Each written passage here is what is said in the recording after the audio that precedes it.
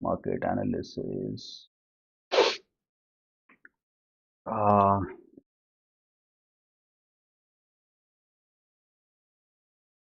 stream health.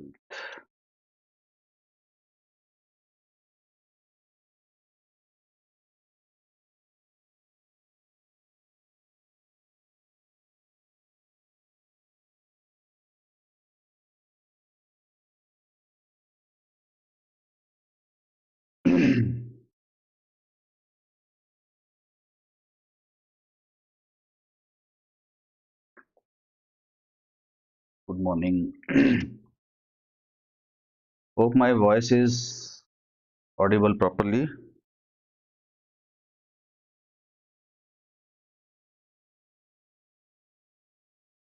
Pradeep, बहुत ज्यादा तो नहीं है कोल्ड यहाँ पे, बट पॉल्यूशन बहुत ज्यादा है। यस, ज्यादा पॉल्यूशन है।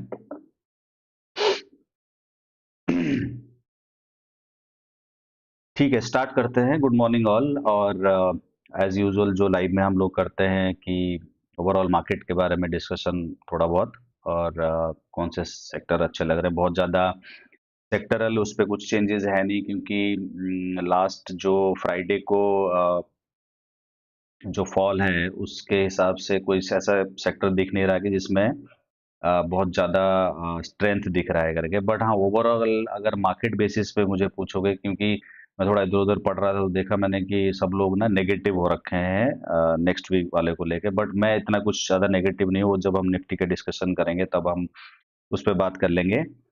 और उसके बाद हम स्क्रीनर पे, शायद जो हम लोग स्क्रीनर यूज़ करते हैं उस पे 2 या 3 स्टॉक नए आए हैं, तो उनका फंडामेंटल एनालिसिस करके देखते हैं कि उनके वॉच लिस्ट वाले स्टॉक हैं या नहीं करके। उसके बाद जैसे मैंने लास्ट लाइव वीडियो में आप लोगों को बोला था कि हम आज एमएसीडी के बारे में बात करेंगे। दोनों चीज़ें एक साथ कवर नहीं हो सकती, सुपर ट्रेंड एंड एमएसीडी। तो आज ना एमएसीडी के बारे में कि अगर हमारे स्किनर पे कोई स्टॉक आता है या वॉच लिस्ट पे कोई स्टॉक आता है, तो उसको एमएसीडी यूज करके कैसे ट्रेड कर सकते हैं। दो दो तीन सेटअप मैंने पहले बता रखा है कि ईएमए वाले जो सेटअप हैं उनको वो भी यूज कर सकते हो। बट हाँ, एमएसीडी को भी यूज करके हम जो है ट्रेड इनिशिएट कर सकते हैं अपने वाले स्किनर वाले स्टॉक है। शर्त एक ही होगा इसमें कि स्टॉक जो है ना वो फंडामेंटली बहुत अच्छा होना चाहिए, क्योंकि एमएसीडी बहुत लोग यूज करते हैं। और काफी लोग, कुछ लोग बोलते हैं कि एमएसीडी काम करता है, कुछ लोग बोलते हैं एमएसीडी काम नहीं करता। मैं थोड़ा एमएसीडी को डिफरेंटली यूज करता हूँ, बिकॉज स्टॉक स्पेसिफिक ना एमएसीडी की स्ट्रैटेजी क्या हो जाती है, अलग हो जाती है। क्योंकि अगर जो स्टॉक हमारे स्क्रीनर पे आते हैं, अगर उनको आप ये देखोगे कि हाई ग्रोथ वाले बहुत स्टॉक होते हैं, तो उनको ना अपॉर्चुनिटी मिलते बड़े कम है एमएसीडी लेवल पे कि क्रॉस होना चाहिए तब जाके बाइंग का आता है, या जब एमएसीडी सिग्नल लाइन को ऊपर से काट ले तो हम लोग एग्जिट कर लेते हैं। मतलब स्ट्रैटेजी के हिसाब से ये मैं थोड़ा डिफरेंटली एमएसीडी को यूज करता हूँ।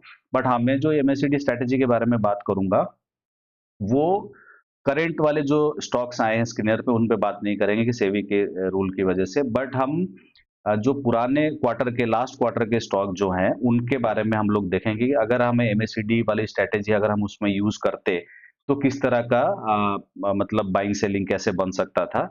तो आप उस वाले स्ट्रेटेजी को समझो कि एमएसीडी मैं कैसे यूज करता हूँ, क्योंकि सब लोगों का ना एमएसीडी यूज करने का अलग अलग तरीका है। बुक में पढ़ोगे कुछ और है, लोग कुछ अलग बात करते हैं। कोई अपना क्या करता है, क्रॉसओवर पे बाय करता है, कोई कुछ मतलब क्रॉसओवर जब ऊपर से क्रॉसओवर होता है सेल कर लेता है। कोई कोई लोग क्या करते हैं, जीरो लाइन के नीचे जो अगर क्रॉसओवर होता है उसको ज्यादा इंपॉर्टेंस देते हैं। ऊपर अगर मान लो जीरो लाइन के ऊपर अगर क्रॉस हो रहा है तो उसको इंपॉर्टेंस ज्यादा नहीं देते। तो मैं थोड़ा सा डिफरेंटली यूज करता हूँ, तो उसको मैं आज ट्राई करूंगा कि एक्सप्लेन करने के लिए। अगर आप लोगों को अच्छा लगता है तो उसको इनिशिएट करते हो, कर सकते हो। बट हाँ, ये नहीं है कि जो पुराने तीनों टेक्निकल स्ट्रैटेजी हम लोग यूज करते हैं, एक तो प्रीवियस आई वाला स्ट्रैटेजी, और एक जो 20 और 100 वाला ईएमए वाला स्ट्रैटेजी, और एक हमारा जो रिबन बनता है ईएमए का उसका। तो तीनों को यूज करना है, ऐसा नहीं कि उन तीनों को भूल जाओ एमएसीडी पे लग जाओ।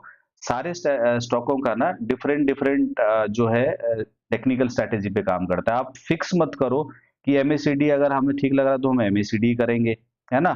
या फिर कोई 20 और 100 ये में वाला स्ट्रैटेजी पे कोई अगर मतलब फिक्स हो जाओ कि हम सिर्फ इसी को यूज करेंगे। थोड़ा ओपन रहा करो जब टेक्निकल की बात करते हो। मुझे पता है सब लोग इसी बात को ही लेके ज्यादा परेशान हो कि स्टॉक तो हम ढूंढ लेते हैं बट हम टेक्निकली नहीं कर पाते। तो टेक्निकली कैसे करोगे? कोई फिक्स इंडिकेटर नहीं है, आप सोच के ये मत बैठ जाना कि ये कोई इंडिकेटर है उसको हम यूज कर लेंगे तो बाइंग भी पता चल जाएगा, सेलिंग भी पता चल जाएगा।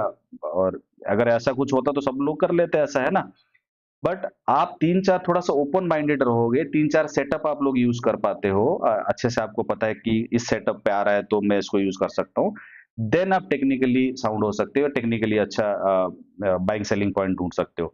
बट कोई चीज़ फिक्स नहीं होता है कि ये हमेशा ही काम करेगा, चाहे एमएससीडी वाले स्ट्रैटेजी हो, चाहे वो पुराने तीनों स्ट्रैटेजी है। तुम्हें थोड़ा चूज़ करना पड़ेगा, तुम्हें जिस पे तुम्हें कंफर्टेबल हो, उस वाले को यूज़ कर लो। तो स्टार्टिंग में हम लोग वही निफ्टी के बारे में बात करेंगे, देन फिर स्टॉक्स एंड देन फिर एमएससीडी के बारे में। तो सबसे पहले निफ्टी को देखते हैं कि क्या मतलब आने वाले वीक में रह सकता है। अगर आप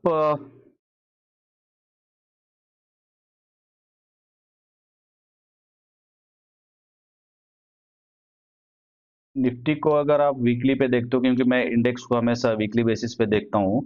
लास्ट वीक जब हम बात कर रहे थे कि मैंने ये बोला था कि थोड़ा-सा बुलिश साइड पे मैं रहूँगा, क्योंकि अ, जो लास्ट वाला कैंडल था उसी को इंटरप्रेट करने के बाद वो थोड़ा-सा ओवरऑल वैसे देख रहे थे ना, तो मार्केट में ऐसा कुछ नहीं लग रहा था, कुछ बहुत ज़्यादा सेलिंग आ जाएगी। फ्राइडे को जो हुआ वो हो सकता है प्रॉफिट बुकिंग हो, क्योंकि जब ऑल टाइम हाई पे चीज़ें पहुँच जाती है ना, तो प्रॉफिट बुकिंग चालू हो जाता है। मैंने पहले भी आप लोगों को बता रखा है कि ये जब भी कोई भी स्टॉक किसी इंडेक्स से रिलेटेड हो या ओवरऑल मार्केट से रिलेटेड हो, जब वो प्रीवियस हाई के आसपास होता है ना, तो वहाँ पे क्या होगा, वो सेकआउट्स होते हैं या तो जो लूज हैंड्स होते हैं वो लोग निकल जाएँगे। तो इस तरह की चीज़ों में ना थोड़ा-सा केयरफुली ट्रेड करना है। तो इसलिए फ्राइडे वाले अगर सिचुएशन में देखोगे ना, सारे मिड कैप ना बड़ी तेज़ी से गिरे हैं। मतलब 4-4 5-5% अच्छे-अच्छे मिड कैप।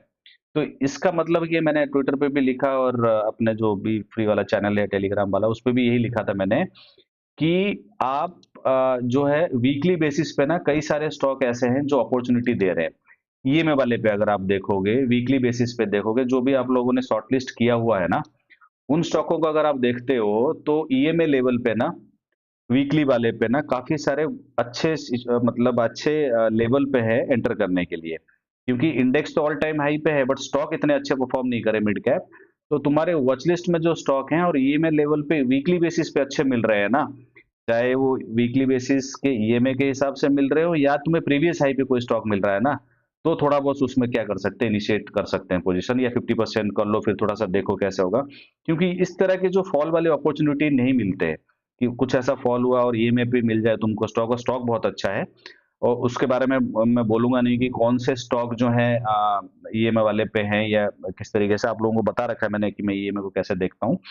तो प्रीवियस हाई वाला ईएमए स्ट्रैटेजी हो चाहे ईएमए वाला स्ट्रैटेजी हो, काफ़ी सारे स्टॉक जो इस वाले क्वार्टर में स्क्रीनर पे आए हैं ना, उनमें जो है बाइंग अपॉर्चुनिटीज़ हैं। तो आपको थोड़ा-सा देखना, या जो भी आपने शॉर्टलिस्ट किया है ना, उनको जाके एक-एक करके देखो। अगर कोई आपके कंडीशंस फुलफिल करते हैं हमारे वाले, तो उसमें इनिशिएट कर सकते हैं। और हो सकता है कि मंडे, ट्यूसडे में दोबारा एक बार कुछ ऐसा हो, तो बट वो बाइंग अपॉर्चुनिटी होगा, क्योंकि बहुत अच्छे स्टॉक ना तुमको इस तरह के फॉल वाले लेवल पे नहीं मिले होंगे। दूसरा एक चीज़ मैं इसमें ये बोलना चाह रहा था कि जो फंडामेंटली अच्छे स्टॉक हैं, अपने स्क्रीनर में से कुछ 32 या ऐसे कुछ स्टॉक हैं, तुमने मान लो 5-6 सिलेक्ट करा हुआ है।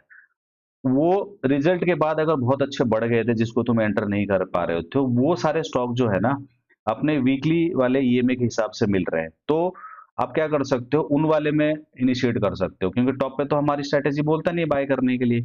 तो जब वो नीचे आ रखे हैं, अब भी अगर बाय नहीं करोगे ना, फिर वही फोमो वाला सिचुएशन हो जाएगा कि नीचे आया था हमने नहीं ले पाया। अगर बहुत ज़्यादा आपको डर लगता है, तो आप क्या कर सकते हो, कम क्वांटिटी में ले लो, हाफ हाफ करके ले लो, हाफ अभी ले लो, अगर वहां से बाउंस बैक करता है तो तुम्हारे लिए अच्छा होगा। दूसरा क्या है कि दो जो स्टॉक मतलब सेक्टर स्पेसिफिक हम बात करते हैं, अभी भी देखो ऑटो जो है इसी वाले रेंज पे ही है, तो मोस्ट लाइकली जो मेरा एक्सपेक्टेशन है कि ये ब्रेकआउट करेगा, क्योंकि ऑटो से रिलेटेड ना अगर पूरा उस पे देखते हो, चाहे वो पॉलिसी से रिलेटेड है या बाकी जो ऑटो से रिलेटेड जो न्यूज आ रहे हैं ना, न्यूज आउटफ्लोज जो आ रहे हैं, वो पॉजिटिव है, कुछ ऐसा नेगेटिव चीज नहीं आ रही ऑटो को लेके। तो इस वजह से जो है मेरे को ये लगता है, मतलब मेरा ये एक्सपेक्टेशन है, जरूर नहीं कि ऐसा हो, बट ये ब्रेकआउट मारना चाहिए, क्योंकि काफी वीक्स में देख रहे हो ना यहाँ पे कंसोलिडेट कर रहा है। तो अगर कोई ऐसे स्टॉक्स जो ऑटो से रिलेटेड है आपके स्क्रीनर में है और वॉच लिस्ट में, जो हम लोग स्क्रीनर यूज करते हैं, तो उसमें क्या कर सकते हो, पोजीशन इनिशिएट करना चाहिए। तो मैं अभी भी ऑटो को लेके बुलिश रहूंगा। लास्ट वीक में मैंने बोला था बुलिश हूं मैं इसको लेके, और कैपिटल गुड्स को भी मैं लेके बुलिश हूं, क्योंकि अभी मुझे लगता है प्रीवियस हाई तक जा सकता है। तो जितने भी स्टॉक इन दोनों सेक्टर से रिलेटेड है, उन पे क्या करूंगा, मैं थोड़ा सा फोकस करूंगा। और निफ्टी को अगर ओवरऑल में बोलूंगा, तो मुझे अभी भी लगता है कि थोड़ा सा हो सकता है एक हफ्ता और ज्यादा से ज्यादा कंसोलिडेट करेंगे। तो मेरा एक्सपेक्टेशन ये है कि ये प्रीवियस हाई को ब्रेक करना चाहिए, अनलेस एंड अनटिल कोई ऐसा अनसर्टेनिटी हो जाए मार्केट में, या फिर कोई ऐसा न्यूज आ जाए जिसको हम मतलब किसी ने सोचा नहीं था। अगर वैसे कुछ केसेस नहीं होते हैं, तो ये प्रीवियस हाई को ब्रेक करना चाहिए, उसके बाद यहाँ कहीं कंसोलिडेट होना चाहिए। और अगर मान लो ये आएगा भी ना, तो मुझे लगता है इस वाले रेंज तक और आ सकता है। अगर मान लो ये नेक्स्ट 1 और 2 वीक में नेगेटिव कैंडल बनता है ना, तो इस वाले लेवल पे क्या लेना चाहिए, सपोर्ट लेना चाहिए। एक बार यहीं पे ट्राई किया इसने, दोबारा अगर आएगा ना, तो यहीं से इसको सपोर्ट मिल सकता है। कोई भी चीज फिक्स नहीं होता, तो ये भी मान के मत चलना कि मैंने बोल दिया तो हमेशा ब्रेकआउट होगा ही होगा करके, ऐसा नहीं है ना। उसके बाद हम लोग क्या करेंगे, स्टॉक्स के बारे में देखते हैं। स्क्रीनर पे कोई अगर नया स्टॉक आएगा, मैंने आप लोगों को बता रखा है कि नया कैसे पता चलता है, थोड़ा सा उसका कलर डिफरेंट होता है। जहां तक हमने पहले डिस्कस किया था, वो सारे थोड़े से लाइट कलर के हो जाते हैं, और जो नए आए हैं वो थोड़े से ब्राइट कलर के होते हैं। तो इसको देख सकते हैं। तो सिल्चर टेक नया लग रहा है मुझे। तो इसको अगर टेक्निकली देखते हैं कि किस तरीके से रहा, ऊपर क्वार्टरली अगर सेल्स देखते हो, तो 8% के क्लोज टू 8% ग्रोथ है। प्रॉफिट ग्रोथ 10% है। But Y O Y basis पे ना अच्छा ग्रोथ है। थोड़ा सीजनैलिटी को हमें चेक करना पड़ेगा क्या है क्या नहीं है। और अगर मार्जिन पे देखते हो, तो लास्ट क्वार्टर में जो है 33% था, ये 31.3 है। अब क्या इसको कंसिडर करना चाहिए? बिल्कुल करना चाहिए, क्योंकि 33 से ये 31 हुआ है। अगर यही चीज 6 से 3 हो जाता ना, तब शायद नहीं करते, क्योंकि पहले 33 बहुत ज्यादा है, और 31.3 मतलब अगर in terms of basis point पे देखोगे ना, कम है। तो इसलिए ओपीएम में इसको मैं ये नहीं बोलूंगा कि ओपीएम अच्छा नहीं है, मतलब 31% भी डिसेंट है, बिकॉज 33 से 31% हुआ है। फिर नेक्स्ट चलो, अगर हम इसको मैक्स करके देखते हैं, तो ये मतलब ऐसा कोई रिजल्ट के बाद बहुत अच्छा ब्रेकआउट वगैरह या ऐसा कुछ नहीं हुआ है, ट्रेंडिंग नहीं। बट वैसे अदरवाइज देखोगे ना, ट्रेंडिंग स्टॉक है। सिल्चर टेक के बारे में आजकल अभी बात नहीं हो रही है, बट अगर लास्ट के 2 क्वार्टर में देखोगे ना, काफी अच्छा रन था इसमें, और काफी फेवरेट स्टॉक था लोगों का। तो इसलिए इसको भी कंसिडर करना है, मतलब देखना है। टेक्निकली खराब नहीं है मैं बोलूंगा। रीजन यही है कि ये एक प्रीवियस हाई वाले जो एरिया जोन है ना, इसी के आसपास है कि 4000 के आसपास ना, अगर वैल्यूएशन टर्म्स पे देखोगे ना, तो जिस तरह के इसके नंबर्स हैं, उससे उसके हिसाब से ना 4000 के आसपास अगर ये कहीं एक अच्छा कैंडल देता है, ग्रीन कैंडल या बुलिश टाइप का कैंडल देता है, तो उसको कंसिडर कर सकते हैं। मतलब टेक्निकली खराब नहीं है, कोई बाइंग सेलिंग का रिकमेंडेशन नहीं है, ये ध्यान रखना। पर टेक्निकली मुझे ठीक लग रहा है ये, बट वेट करना पड़ेगा बाउंस बैक का। उसके बाद अगर आप क्वार्टरली रिजल्ट्स देखते हो, इसमें सीजनैलिटी को चेक करना पड़ेगा, बिकॉज इसमें लग रहा है सीजनैलिटी होगा। अगर आप देखते हो, तो इस क्वार्टर से तो इस क्वार्टर में ज्यादा है, ऑब्वियसली ऊपर हमने देख लिया था। बट ये मार्च में ना ये ज्यादा दिख रहा है। तो पुराना हमें देखना पड़ेगा कि मार्च में हमेशा ज्यादा है क्या। तो अगर लास्ट वाले ईयर में जाते हो ना, तो मार्च में 105 था, है ना। तो ज्यादा तो नहीं है मार्च में, अगर लास्ट वाले ईयर में जाते हो। तो इससे पहले वाले में जाते हो, तो मार्च का भी हाईएस्ट नहीं है। तो इस वाले में वन ऑफ है कि मार्च में हाईएस्ट था। तो इसलिए मैं कह रहा हूँ कि जब मार्च में लास्ट के 2 क्वार्टर में देखोगे ना, सिल्चर टेक सबका फेवरेट हुआ करता था, क्योंकि काफी अच्छा सेल्स ग्रोथ हुआ था, प्रॉफिट ग्रोथ हुआ था। बट अगर आप ये देखो, इसको सीजनैलिटी तो नहीं कहेंगे, क्योंकि हर बार जो है ना, मार्च सितंबर का क्वार्टर जून से ज्यादा होता है, और मार्च कभी हाईएस्ट नहीं रहा है इस वाले ईयर को छोड़ के। तो एक एक छोटा सा कंसर्न पॉइंट है, शायद इसी वजह से मे बी ना। क्योंकि देखो, जब 233 करोड़ का सेल होगा ना, उस टाइम पे जो हाई मारा होगा ना इसने, जब तक सेल उससे ज्यादा ना आए ना, तो उस प्रीवियस हाई को क्रॉस करना बड़ा मुश्किल है। ये भी एक छोटा सा टेक, मतलब ये आप कह लो कि फेस ऑफ इट देख के एक एनालिसिस है, कि मान लो अगर पुराना कोई एक हाई था, तो मैं इसलिए मैं कहता हूँ कि ऑल टाइम हाई होना चाहिए नंबर्स, अगर सीजनैलिटी नहीं है उसमें कंपनी में। बट इसमें सीजनैलिटी नहीं है। तो अगर प्रीवियस कभी बहुत हाई सेल्स और हाई प्रॉफिट था, और वहां का जो हाई होगा ना प्राइस लेवल पे, अगर मान लो उससे कम सेल्स आता है, तो उस प्रीवियस हाई को क्रॉस करना बड़ा मुश्किल होता है। तो इसी वजह से हो सकता है कि जून में ना उस प्रीवियस हाई को उसने क्रॉस नहीं किया जो उसने मार्च में बनाया होगा। थोड़ा टेक्निकली आप लोग जाके देख लेना, क्योंकि लेटेस्ट वाले में हम इसमें बात नहीं कर पाएंगे। और उसके बाद अगर ओपीएम देखते हो तो ओपीएम के बारे में हमने बात कर लिया। प्रॉफिट ऑब्वियसली हाईएस्ट होगा मार्च में, क्योंकि मार्च में जो है हाईएस्ट सेल्स थे। तो ये मार्च वाले को अगर ये ऐसा नहीं होता ना, और सितंबर का नंबर बहुत अच्छा है, अगर आप चाहे क्वार्टर ऑन क्वार्टर देख लो चाहे वाई ओ वाई देख लो, बस इस वन ऑफ को भी ना ध्यान रखना होता है। इसलिए मैं कहता हूँ कि हाईएस्ट होना चाहिए जो सेल्स हो चाहे प्रॉफिट हो। एनुअल लेवल पे ऑब्वियसली अच्छा है, ये पहले हमने एनालिसिस किया हुआ है, इसका हाईएस्ट नंबर है। और अगर आप इस पे देखते हो, प्रॉफिट भी देखते हो तो भी हाईएस्ट है, तो एनुअल नंबर्स तो ठीक है इसके। और बोरोइंग्स जीरो है, बोरोइंग्स को इग्नोर कर सकते हैं इसमें। और अगर आप नीचे आते हो, कैश फ्लोज भी पॉजिटिव है, विच इज गुड थिंग। और प्रमोटर वगैरह का देखते हो तो देखो यहाँ पे 64 से 62 हुआ है, तो इसका मतलब 2% गिरा है। अभी 2% किसने लिया है इसमें, तो यहाँ तो कुछ है नहीं। यहाँ पे थोड़ा सा डीआईए ने लिया है 1% के आसपास। और किसके पास गया, पब्लिक के पास। ये पब्लिक के पास जाने का एक रीजन भी है कि जब भी कोई स्टॉक बहुत ज्यादा टॉक ऑफ द टाउन हो जाता है ना, सब लोग अगर किसी पे बात करने लगते हैं ना, तो उससे क्या होता है कि बहुत सारे जो रिटेल है ना वो घुसने लगते हैं। तो मैं बड़ा अवॉइड करता हूँ कि जिस स्टॉक के बारे में बहुत ज्यादा बात हो रही हो, या फिर जिस स्टॉक में क्या होगा, पब्लिक की होल्डिंग बढ़ गई, तो ये अ, अगर 1% मतलब पूरा का पूरा अगर ये जो प्रोमोटर ने सेल किया, अगर ये एफ आई डी आई के अंदर, तो ज्यादा बेटर माना जाता है। बट हाँ, कि कुछ थोड़ा बहुत किसने लिया है, पब्लिक के पास गया है, हल्का सा कंसर्न पॉइंट है ये। और दूसरा क्या है कि जो क्वार्टरली वाला जो सेल्स है वो हाईएस्ट नहीं है। ये दोनों पॉइंट को छोड़ दोगे तो नंबर्स ठीक ठाक लग रहा है। मैं बहुत ज्यादा अच्छा भी नहीं मानूंगा इस स्टॉक मतलब रिजल्ट्स को फंडामेंटली, और बहुत खराब भी नहीं है करके, है ना। बस एक चीज है कि टेक्निकली अगर वो अच्छा परफॉर्म करता है किसी ईएमए लेवल वगैरह पे, थोड़ा सा एसएल वगैरह कर लेके उस पर ट्रेड मार सकते हैं। दूसरा है बालू फोर्ज, ये भी शायद पिछले क्वार्टर का ही स्टॉक है। फेस ऑफ इट तो बहुत अच्छा दिख रहा है ये। क्वार्टरली सेल्स 28% है, प्रॉफिट 14% है। ये स्टॉक वैसे भी लोग इसके बारे में काफी बात करते हैं, 2-3 क्वार्टर से तो हो ही रही है इसके बारे में बात। वाई वाई देखते हो तो सेल्स और प्रॉफिट दोनों अच्छा ग्रोथ है। और मार्जिन जो है 31 से 28 है, ये भी चलेगा, बिकॉज ये 10 से 7 नहीं हुआ है ना, इस तरह का नहीं है, तो चल इसको कंसिडर कर सकते हैं। अब उसके बाद देखो, अगर ऐसे देख रहे हो ना तो इसमें तो कोई परफॉर्मेंस नहीं है लास्ट का 1 ईयर का देखो, बट मैक्स करके भी हमें हमेशा देखना है। तो एक रेंज पे ही है, अगर यहाँ पे देखोगे ना, जब तक अगर मैं वैसे टेक्निकली इसी को ही देख के मैं, अगर मेरे को डिसीजन लेना होगा, जब तक इस वाले रेंज को नहीं काटता है ना 700 के आसपास, तब तक इसमें कुछ बुलिशनेस नहीं आना चाहिए। अगर ये काटता है तो फिर प्रीवियस हाई तक का ही बन सकता है, मतलब 8-820 के आसपास जो है जा सकता है, बट ये अभी तो नहीं काट रहा है। तो इसलिए कोई बाइंग सेलिंग नहीं है, बट आप मतलब ट्रैक कर सकते हो इसको।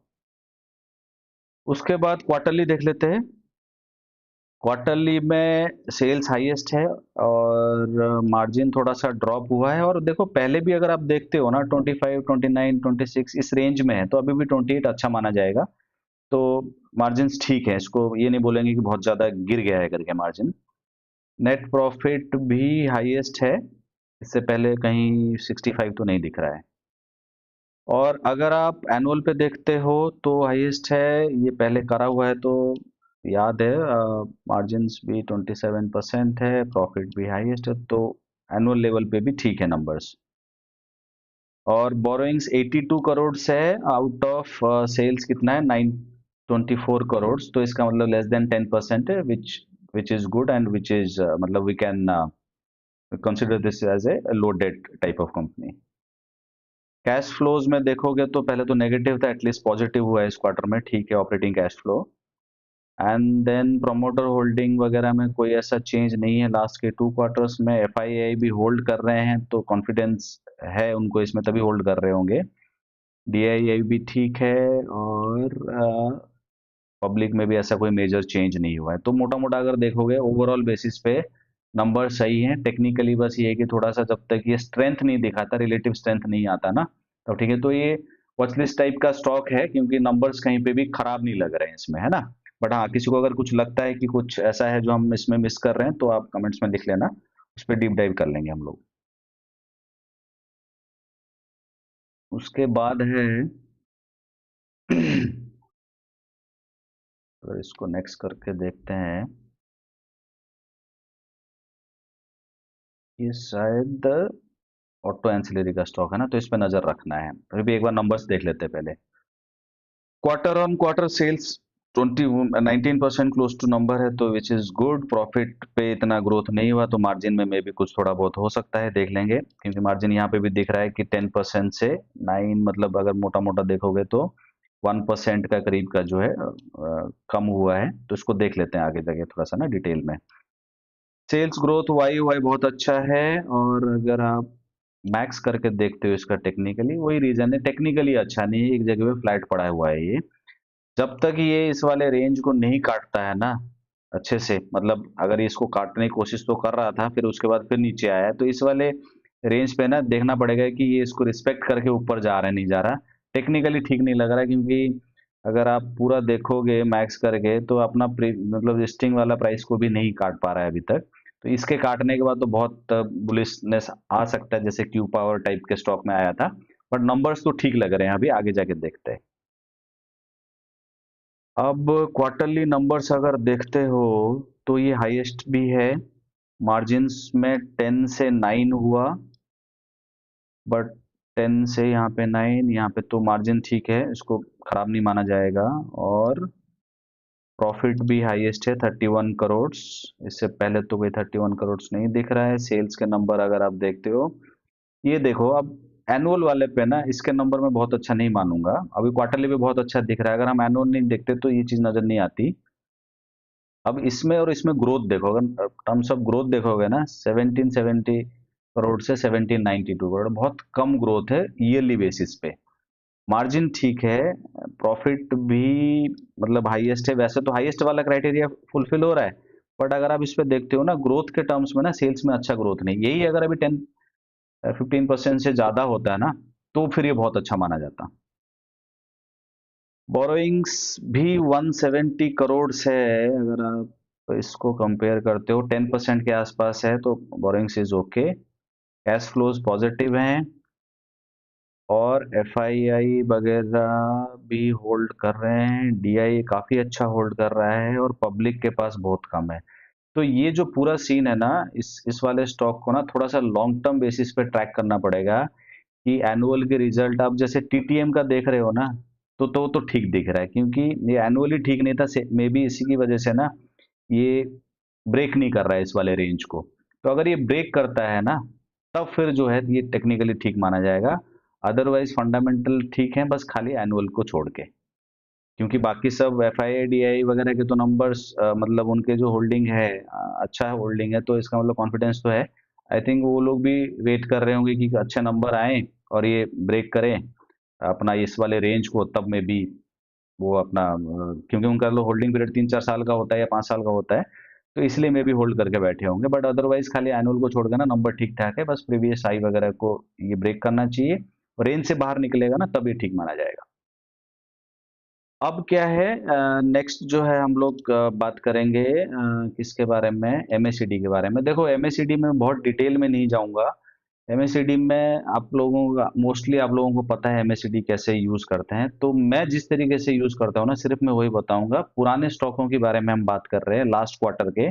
आप लोगों को पता है कि लास्ट क्वार्टर में जो है मोटा मोटा अगर आप देखोगे 5-6 स्टॉक तो थे अच्छे, मतलब अपने वॉच लिस्ट वाले स्टॉक, उन्हीं को ही देख रहे हैं हम लोग। मैंने पहले भी बता रखा था कौन से स्टॉक अच्छे हैं कौन से स्टॉक नहीं है, मतलब फंडामेंटली लास्ट क्वार्टर में उन्हीं के बारे में हम एमएससीडी का एनालिसिस करके देखेंगे कि किस तरह के नंबर, मतलब किस तरीके से एमएससीडी को यूज कर सकते हैं, है ना। तो एमएससीडी के लिए सबसे पहले ये लास्ट क्वार्टर का एक्सेल सीट है, इसमें कोई भी बाइंग सेलिंग का रिकमेंडेशन कोई नहीं मानेगा। खाली हम एमएससीडी टेक्निकली यूज करने के लिए हम इसके बारे में बात कर रहे हैं। मैं इसलिए बार बार आप लोगों को बोल रहा हूँ, क्योंकि मुझे पता है जब कोई स्टॉक का हम नाम ले लेते हैं तो आप लोग सोचते हो कि बहुत अच्छा स्टॉक है, तो कोई भी कभी भी एंटर कर लेता है। इसी से बचने के लिए लास्ट क्वार्टर के स्टॉक के बारे में बात करें। ये सारा वही लिस्ट है लास्ट क्वार्टर वाले। ये जिनको मैंने हाईलाइट किया हुआ है ना, ये सब अच्छे फंडामेंटली अच्छे स्टॉक थे, तो इसी को टेक्निकली देख लेते हैं। अब ये जो नीचे है, ये एमएसीडी लाइन है, मतलब मैं दोबारा इसको करके देख लेते हैं। अगर आप मान लो इसको हटाते हो, सबसे पहले इसमें था सिक्का इंटरप्लांट करके है, उसी के बारे में हम बात करेंगे। और पुराना, जब भी एमएसीडी मैं यूज करता हूं, मैं मतलब मिनिमम इज 4 आवर्स, और डेली वाले पे क्या होता है, डेली वाले पे या 4 आवर्स पे देखना है, 1 आवर पे मत जाना, और ना ही उससे नीचे जाना है। 4 आवर्स का देखना हो तो देखना, या फिर डेली वाले पे देखना है। तो एमएसीडी जब आप ऐड करते हो ना, तो सिंपल वाला जो एमएसीडी है ना, कोई इसके पैरामीटर चेंज नहीं करना है। ये इंडिकेटर है जो ट्रेडिंग व्यू में बाय डिफॉल्ट है। तो इसमें क्या करता हूँ ना, मैं सबसे पहले क्या करता हूँ, ये जो दोनों लाइनें हैं ना, एमएसीडी लाइन और सिग्नल लाइन है ना, मैं इसको ज्यादा नहीं देखता, मैं हिस्टोग्राम पे ज्यादा देखता हूँ। तो इसीलिए इसी को ही सबसे पहले मैं जाके क्या करूंगा, इसमें ये दोनों लाइन को मैं हाइड कर रहा हूँ।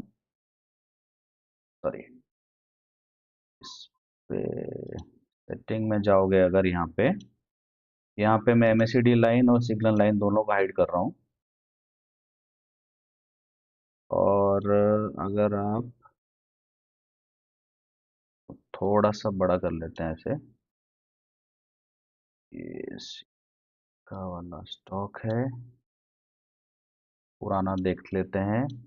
देखो, मेरा कैसे इसको यूज करने का तरीका है, कि मान लो यहाँ पे रिजल्ट आया, ये वाला एरिया है यहाँ पे, इस वाले एरिया पे रिजल्ट आया है, ठीक है।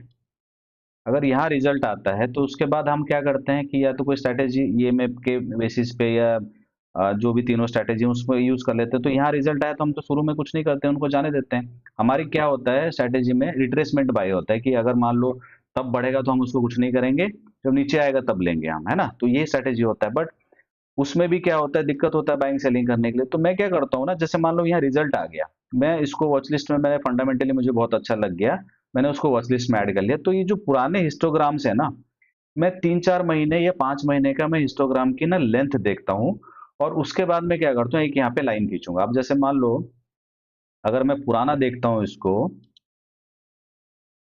ये अगर आप देखोगे ना, इन सब में सारे हिस्टोग्राम में जो ग्रीन वाले हैं, इनमें सबसे हाईएस्ट कहाँ है, यहाँ पे हाईएस्ट है। रिजल्ट से पहले जहां पे भी हाईएस्ट हो ना, मैं यहाँ पे एक लाइन खींच रहा हूँ। तो थोड़ा सा डिफरेंट कलर कर लेते हैं, रेड कलर कर लेता हूँ मैं, रेड या मे बी ब्लू।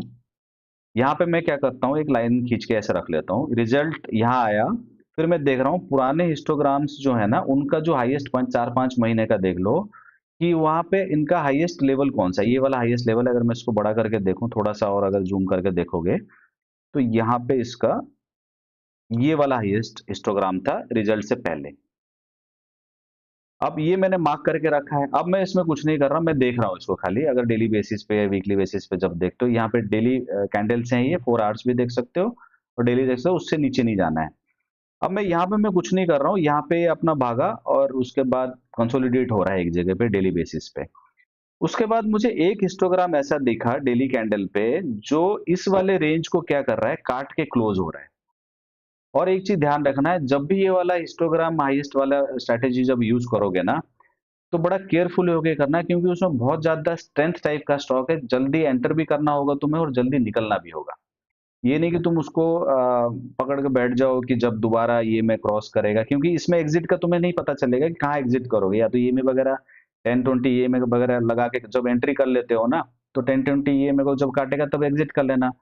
मैं कैसे करता हूँ कि जैसे ही मुझे ये वाला हिस्टोग्राम दिखेगा ना, कि प्रीवियस सबसे हाई वाले जो हिस्टोग्राम है ना, उसको ब्रेक कर रहा है ना, तो 3 अराउंड अगर मुझे ये वाला इस तरह का कोई सिचुएशन दिखता है ना, तो फिर मैं क्या करता हूँ, एंटर करता हूँ उसको।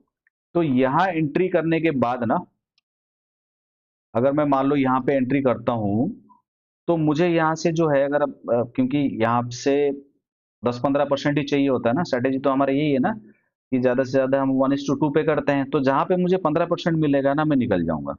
दूसरा, अगर कोई होल्ड करते भी हो ना, तो जो वो कैंडल पे जहाँ पे आपने एंट्री करे हो ना, उसी कैंडल पे ही के लो पे ही क्या करना होगा, आपको एसएल लगाना। क्योंकि मैं इसलिए एसएल की नहीं कह रहा हूँ, ये वाले हिस्टोग्राम तभी बनेंगे ना जब बहुत ज़्यादा बड़ा मूवमेंट होगा, तभी जाके इस तरह के हिस्टोग्राम बनते हैं। तो आपको क्या करना है कि उस वाले क्लोज़ पे आपको एंट्री करना है, और 15% जब अगर हो जाता है ना, तब आपको निकलना है। तो यहाँ पे 15-16% दिया, बाद में भी दिया है उसने 30-35% करीब का कुछ है, अगर यहाँ से आप देख लोगे। बट अदरवाइज़ 15-20% तो आपको मिल जाएगा। तो अगर मोटा-मोटा आप थोड़ा कंज़र्वेटिव करते हो 15% के आस-पास ना, तब आप इसको ट्रेड कर सकते हो। तो एक तो तरीका मैं इस वाले से करता हूँ। दूसरा क्या है कि अगर मान लो ये हिस्टोग्राम पे क्या हो रहा है, मान लो यहाँ पे रिजल्ट आया, उसके बाद ये अपना ये कंसोलिडेट कर रहा है। तो ना एक बार जैसे रिजल्ट आता है ना, इसको एक बार ये हिस्टोग्राम ग्रीन वाले मतलब बनाने दो, बनने दो उसको। उसके बाद जब रिट्रेसमेंट के बाद ना ये जो रेड वाले हिस्टोग्राम्स बनते हैं ना, और वो अगर ग्रीन होने लगे, अब जैसे मैं इसको हाइलाइट कर लेता हूँ थोड़ा, कि अगर आप इस वाले रेंज पे देखोगे ना, यहाँ पे अगर मान लो ये वाली स्ट्रैटेजी आपको नहीं करनी है, क्योंकि यहाँ पे ना थोड़ा लेट एंट्री मिलता है और बहुत जल्दी एग्जिट भी करना पड़ेगा 10-15% पे। बट अगर आपको ये वाली स्ट्रैटेजी नहीं कर रहे हैं, तो रिजल्ट आया है यहाँ पे, ऊपर गया, हम उसको कुछ नहीं कर रहे हैं, ये इनको बनने दो। फिर जब रिट्रेस होता है ना, फिर नीचे आने देना है हिस्टोग्राम को, ये नेगेटिव ही रहने देना है इनको। अगर मैं इसको थोड़ा सा और बड़ा कर पाऊँ, तो जब ये जीरो लाइन के ऊपर हिस्टोग्राम क्लोज होगा ना, तो वहां एंट्री करना। बट इसमें ना आपको एसएल बहुत अच्छे से फॉलो करना है। जहां पे आप एंट्री करोगे ना, वहां के नीचे ना जो प्रीवियस लो होगा ना, वहां पे आपका एसएल होना चाहिए। तो इधर एसएल होना चाहिए। बट हमारी स्ट्रेटेजी क्या कहती है, 8 to 10% से ज्यादा हमें एसएल नहीं लेना है। तो अगर मैं यहाँ पे इसको खींचता हूँ, तो कितना परसेंट है, अगर यहाँ से मैं मान लो यहाँ पे मैंने एंट्री ली है, यहाँ पे अगर मैं आधे में कहीं ले लेता हूँ, तो ये 20% का रिटर्न है, सॉरी 20% के आसपास जो है आपका एसएल बनेगा। तो आपको क्या लेना चाहिए, बिल्कुल नहीं लेना चाहिए। तो इसीलिए इस पे ट्रेड करना मैं थोड़ा ज्यादा प्रेफर नहीं करता हूँ, क्योंकि जब भी ऐसा कुछ होगा ना, और अगर 8% का आपको मिल जाता है, एसएल 8% आपका प्रीवियस हाई का अगर एसएल मान लो ये कहीं होता ना, तो फिर हम ले सकते हैं। बट ये इस वाले रेंज तक का अगर आप देखते हो तो 20% का है। तो किसी भी स्टॉक में ना 20% एसएल तो कभी नहीं लेना, 8 to 10% के रेंज में आना चाहिए, तो उसको बेटर एंट्री मानेंगे। तो इसमें ना दोनों तरह का एमएससीडी यूज कर सकते हो, मैं दोनों ही यूज करता हूँ। बट डिपेंड करता है कि कहाँ पे इस तरह का ना वो फॉर्म हो रहा है, मतलब किस वाले लेवल पे। ये बिल्कुल हाई होने के बाद अगर इस तरह की एंट्री मिलती है आपको, तो 10-15% से ज्यादा लालच नहीं करना है, क्योंकि ये जिस रेट पे गिरता है ना, तो नीचे भी आने लगते हैं। तो 15% मिल जाए तो चुपचाप एग्जिट कर लो इसमें, है ना। दूसरा एक स्टॉक और देख लेते हैं, एचबीएल इंजीनियरिंग। ये इस बार का भी शायद आया है हमारे स्क्रीनर पे। तो इस पे अगर आप पुराना डेटा देखते हो, अब मान लो यहाँ रिजल्ट आया, ठीक है, इस पे अगर मैं एक एरो खींचूं, कहाँ गया एरो इसमें, कोई नहीं, यहाँ पे देख लो, एक सेकंड। यहाँ पे रिजल्ट आया, और उसके बाद क्या हो रहा है, अगर आप दोनों स्ट्रैटेजी लगा के देखोगे इसको, मैं सबसे पहले क्या करना है, हमें जहाँ रिजल्ट आता है उससे पहले का हाई आपको वो करना है, आइडेंटिफाई करना है। ये हिस्टोग्राम के हाईज हैं, तो यहाँ पे एक मैंने लाइन खींच लिया। अब इस वाले के बाद ना कभी भी अगर आप मतलब इतने सारे डेज में थोड़ा सा और अगर आप खींच लो, क्योंकि आगे तक हम नहीं जाएंगे इसमें, तो इसके बाद देखोगे ना, कभी भी इस हाई को कभी ब्रेक नहीं किया है इसने। तो जो पहला वाला मैंने बोला है कि हिस्टोग्राम के प्रीवियस हिस्टोग्राम्स के हाई का ब्रेक करने पे ही एंट्री लेते हैं 10-15% को। तो अब इतने डेज में देखोगे, पूरे महीने 1.5 महीने में ना, ये कभी इस रेंज, इस वाले जो हाई है ना, इसको कभी ब्रेक नहीं करा। मान लो अगर यहाँ पे ये यहाँ पे ऐसे कुछ क्लोज लेता ना, तब मैं 15% के लिए मैं इसमें ले सकता था, है ना। बट ये कभी इसको ब्रेक ही नहीं कर रहा, तो पहले वाले स्ट्रेटेजी इस पे काम ही नहीं कर रहा। दूसरा, अगर मान लो ये यहाँ पे रिजल्ट आया, तो सबसे पहले क्या है, उसको छोड़ना है, ग्रीन ही रहने दो। फिर रेड आया, फिर इस पे क्या कर रहे हैं, एंट्री मिल रहा है। बट ये एंट्री क्यों नहीं है, मैं ये भी बता देता हूँ। क्योंकि अगर आप यहाँ पे एंट्री लेते हो ना, तो इसका एसएल कहाँ लगेगा, यहाँ पे लगेगा। तो यहाँ पे एंट्री लेने के बाद अगर एसएल यहाँ लगाते हो, तो 8 to 10% से ज्यादा है। तो इसलिए भी दूसरा अप्रोच इस पे आप यूज नहीं कर सकते हो।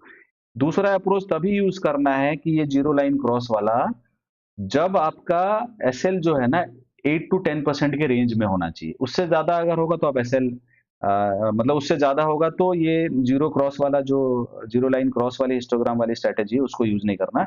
मैक्सिमम 8 to 10% होना चाहिए। दो हो गया। एक और देख लेते हैं फेम इंडस्ट्रीज के बारे में। चार या पांच देख लेंगे। थायरोकेयर भी है। सारे लास्ट क्वार्टर के स्टॉक्स के बारे में हम लोग बात कर रहे हैं। यहाँ पे रिजल्ट आया इस वाले रेंज में। अब जब रिजल्ट आ गया उसके बाद हमें क्या करना है, जिस दिन रिजल्ट आता है उससे पहले हमें क्या करना है, एक लाइन खींचनी है ना। प्रीवियस हिस्टोग्राम का अगर पुराना आपने देख लिया और आप क्या कर रहे हो, ऐसे करके एक हाईएस्ट वाली लाइन खींच लो, ये वाली है ना। तो थोड़ा सा बड़ा करके, क्योंकि एक सेकेंड, ठीक जगह पे लाइन खींचा है, तो ये वाली लाइन खींचा आपने। फिर उसके बाद रिजल्ट के बाद आप देख रहे हो कि कभी ऐसा कोई हिस्टोग्राम बन रहा है क्या जो इसको ब्रेक कर रहा है। तो इसमें इसमें तो नहीं ब्रेक किया, आप कुछ नहीं कर रहे हो, इसमें ब्रेक किया है ना। तो इसमें अगर ब्रेक करा है तो यहाँ पे अगर एंट्री लेते हो, इस वाले में सिर्फ 10-15% के लिए ही करना है, ये ध्यान रखना। और क्योंकि इसमें एसएल नहीं है, एसएल मतलब 8% वैसा एसएल लेना है। आपने जिस प्राइस पे लिया है उसके 8% वाले पे। तो अगर यहाँ पे लेते हो तो आप कभी भी आपको 10-15% मिलेगा ना, तो आप इसमें क्या कर सकते हो, एंट्री ले सकते हो। इस वाले हिस्टोग्राम पे जब इसने क्या करा, पुराने प्रीवियस सारे हिस्टोग्राम को क्रॉस किया है, वहां पे एंट्री लेके 10-15% तक ले सकते हैं। बट एसएल जो है ये नंबर वाला एसएल होगा, जो बाइंग प्राइस है उस पे 8% का लेके करना होगा। दूसरा अगर स्ट्रैटेजी देखोगे ना, यहाँ पे कहीं ब्रेक ही नहीं हुआ, मतलब अगर पुराना आप देखोगे आगे जाके यहाँ पे जीरो पे क्रॉस हुआ है, तो अगर यहाँ पे लेते हो, अगर यहाँ बाय करते हो और यहाँ पे अगर आप एसएल लगाते हो तो काफी दूर है, 8 to 10% के रेंज के दूर है। तो हम दूसरे वाले स्ट्रैटेजी जीरो लाइन क्रॉस वाले पे इस पे यूज नहीं कर सकते। बट इसमें ये वाली स्ट्रैटेजी काम कर रहा था, क्योंकि ये प्रीवियस हाई के सारे हिस्टोग्राम को के ऊपर क्लोज कर रहा है। तो इस तरह के स्ट्रैटेजी इसमें यूज हो सकता था फॉर 10 to 15%। नेक्स्ट है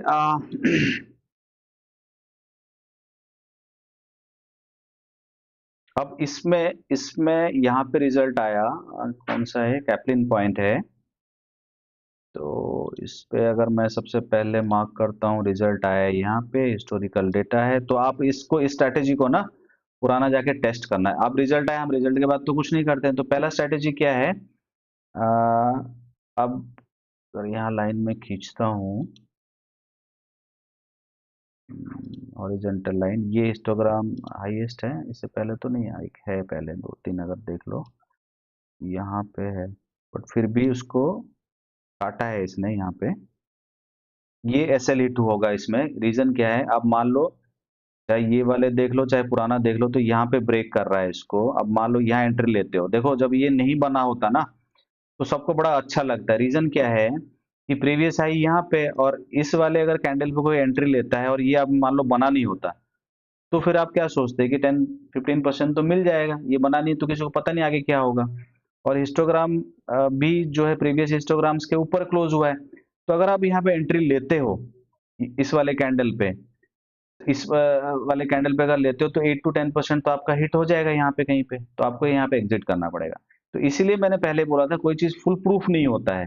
तो एसएल वाले जो है ना वो तो फॉलो करना ही करना है, चाहे आप ये हिस्टोग्राम हाई ब्रेक करने वाला स्ट्रैटेजी हो या फिर आप जीरो वाला स्ट्रैटेजी लेते हो। और इसमें देखो इसके बाद क्या हुआ, रिजल्ट के बाद ये पूरा जीरो लाइन के नीचे करता रहा, फिर उसके बाद यहाँ पे एक बार ऑप्शन दिया है इसने। इसमें दूसरी स्ट्रैटेजी हो सकती थी, क्यों, क्योंकि अगर आप यहाँ लेते हो ना, मान लो अगर यहाँ एंट्री बनता है, आ, ये जीरो लाइन क्रॉस करा, अगर मैं यहाँ से लेके यहाँ तक लूंगा ना प्रीवियस हाई तक का, देखो 5% का है सिर्फ एसएल, तो यहाँ पे ले जा सकता है। 15% के लिए ऊपर टारगेट करो और नीचे 5% तक का ही एसएल है। तो ये परफेक्ट सेटअप है फॉर नेक्स्ट वाला जो स्ट्रेटेजी है कि रिजल्ट के बाद, नेगेटिव होने के बाद जब जीरो लाइन को क्रॉस करता है ना, और वहां एंट्री के बाद अगर एसएल विद इन 8% बनता है, तब वहां पे एसएल लेके 15% के लिए हम ले सकते हैं। अब आगे फिर एसएल हिट हुआ तो इसलिए आप इस पे भी निकलोगे। तो बोथ द केसेस में एसएल हिट हुआ है। हो सकता है रिजल्ट इतना अच्छा नहीं हो, बट हमारे तो फंडामेंटल सारे क्राइटेरिया फुलफिल करा था, तो इसलिए तो हम उसको करेंगे। अब ये नहीं कि इसने काम नहीं करा तो अपना स्ट्रेटेजी चेंज कर लो, ये भी नहीं करना है। थायरो केयर देख लो। अब थायरो केयर अगर देखते हो, हम्म, इस पे पहले लाइन खींचा हुआ है तो रहने दो। रिजल्ट यहाँ आया, ट्रेंड लाइन अगर यहाँ पे मैं खींचता हूँ, यहाँ पे रिजल्ट आया है। और अगर सबसे पहले हम क्या करते हैं, हाई लाइन खींचेंगे एक, प्रीवियस हिस्टोग्राम्स का हाई, थोड़ा सा और करके देख लो, पिछला तो हाई नहीं दिख रहा है कहीं, तो यहीं पे लाइन बनेगा ये। अब इसमें देखो, ये पहला वाला स्ट्रेटेजी बहुत अच्छा काम किया है ना। अब कैसे, यहाँ पे रिजल्ट आया, उसके बाद नेक्स्ट डे ही है ना, आपने यहाँ पे लाइन खींच दिया, रिजल्ट आने के बाद नेक्स्ट डे ही देख रहे हो क्या हो रहा है, हिस्टोग्राम प्रीवियस हाई के जितने भी हिस्टोग्राम है ना, उसको ब्रेक कर रहा है। तो जब ये ब्रेक करेगा तो आप क्या करोगे, एंट्री करोगे। स्ट्रेटेजी यही कहता है, मतलब मेरी स्ट्रेटेजी ऐसा कहता है, आप अपने हिसाब से एमएसीडी यूज कर लेना। तो मैं अगर यहाँ एंट्री करूंगा तो मेरा 8 to 10% का एसएल है, तो मेरा 8 to 10% का एसएल नहीं आया है, इसमें नहीं कटा, अगर आता तो कट जाता। और दूसरा वाला जो स्ट्रेटेजी है ना, वो भी इसमें बड़ा ब्यूटीफुली काम करा है शायद।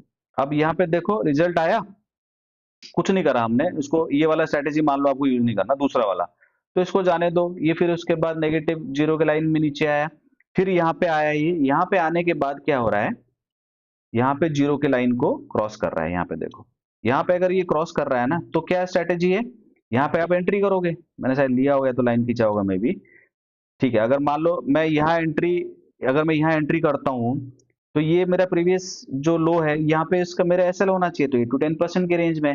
तो यहाँ पे एसएल लेके मैं क्या कर सकता हूँ, 15, मतलब 1:2 का रेशियो होता है, 15% जहां मिलेगा मैं एग्जिट कर लूंगा इसमें।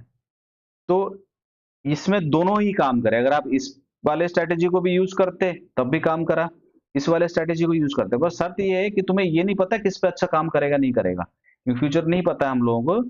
तो इसीलिए एसएल बहुत जरूरी है, चाहे तुम ये प्रीवियस हिस्टोग्राम वाली हाई वाली स्ट्रेटेजी यूज कर लो, चाहे जीरो लाइन, मतलब रिजल्ट के बाद नेगेटिव होने के बाद जब जीरो लाइन क्रॉस करता है हिस्टोग्राम, वहां पे एंट्री कर लो। बोथ द केसेस में 8 to 10% जो है एसएल होना चाहिए।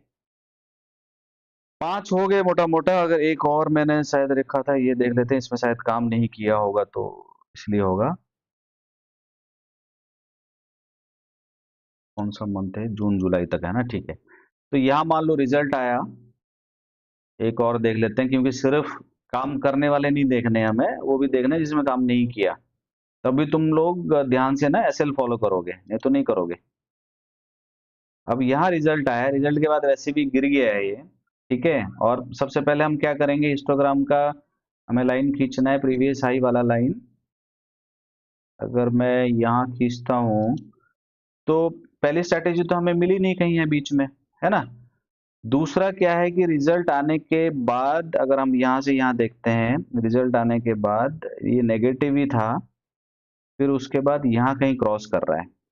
अगर यहाँ कहीं क्रॉस कर रहा है इस वाले एरिया में, अगर मैं यहाँ पे भी एक छोटा सा बनाता हूँ, यहाँ पे वैसे एक्चुअली इसने क्रॉस किया, तो यहाँ वाला लेवल मान लो, अगर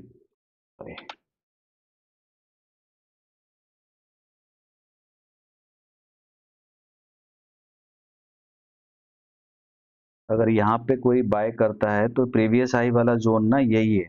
अगर यहाँ बाय करके इसी वाले पे अगर आप एसएल लगाते हो तो 8 to 10% तो उसके विद इन 8 to 10% एसएल के रेंज में है। तो यहाँ से जो भी 8 to 10% का रिटर्न मिला होगा, पता नहीं, एक बार चेक कर लेते हैं कितना रिटर्न मिला होगा।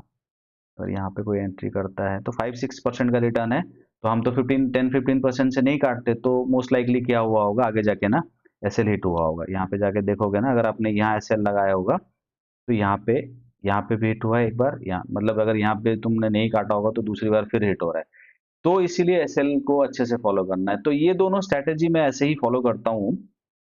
बाकी एमएससीडी के अलग अलग तरीके हैं, तुम्हें लगता है कि कुछ और किसी और तरीके से एमएससीडी को मतलब यूज कर सकते हो, तो देख लेना कि वो क्रॉस वाला भी स्ट्रैटेजी, एमएससीडी लाइन और हिस्टोग्राम वाली, उसमें क्या है ना, मुझे जो थोड़ा सा ठीक लगता है कि अगर जीरो वाली लाइन में ना क्रॉस होता है ना नीचे, एमएससीडी और सिग्नल लाइन का ना, उसको थोड़ा सा बाइंग वाला जोन माना जा सकता है। बट अदरवाइज इतना ज्यादा मैं मतलब इतना ज्यादा डिटेल में सिग्नल लाइन और उसका नहीं कर पाता, मतलब मेरे को ठीक नहीं लगता। तो इसलिए मैं क्या करता हूँ, हिस्टोग्राम थोड़ा सा क्या होता है, क्लीन होता है। तो दोनों स्ट्रैटेजी अगर आप चाहोगे ना, इसको यूज कर सकते हो अपने जो भी स्क्रीन वाले स्टॉक है। बिफोर यूजिंग दिस, आपको एक बार क्या करना है, जाके जो पुराना क्वार्टर के स्टॉक हैं या उससे पुराने क्वार्टर के जो स्टॉक है ना, उनको आपको क्या करना पड़ेगा, एक बार जाके टेस्ट करना पड़ेगा, बैक टेस्ट करके देख लो। या फिर कुछ ऐसे स्टॉक तुमको जो ऐसे लगता है ना कि बड़ी बात हो रही है उसके बारे में, या बहुत अच्छा परफॉर्म किया लास्ट क्वार्टर में, तो फंडामेंटल तो चेक करते ही हो आजकल सब लोग। एटलीस्ट ये चीज होने लगा है कि फंडामेंटली देखने लगे हो स्टॉक को। बट हाँ, टेक्निकली भी ये वाले दोनों अप्रोच करके देखो कि क्या काम कर रहा है, नहीं कर रहा है। मेरे बातों पे मत आना कि मैंने बोल दिया कि काम करता है तो तुम लोग वैसे ही करने लग जाओ। तो टेस्ट, बैक टेस्ट करके देख लो।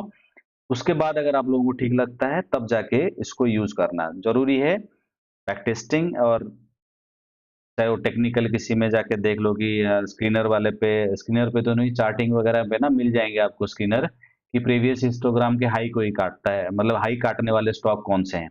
तो उनमें देखोगे ना इसी तरह के रिएक्शन होते हैं, क्योंकि जो प्रीवियस जितने भी हिस्टोग्राम के हाई को जब स्टॉक काटने लगता है ना, तो उसमें बहुत ज्यादा बुलिशनेस होता है।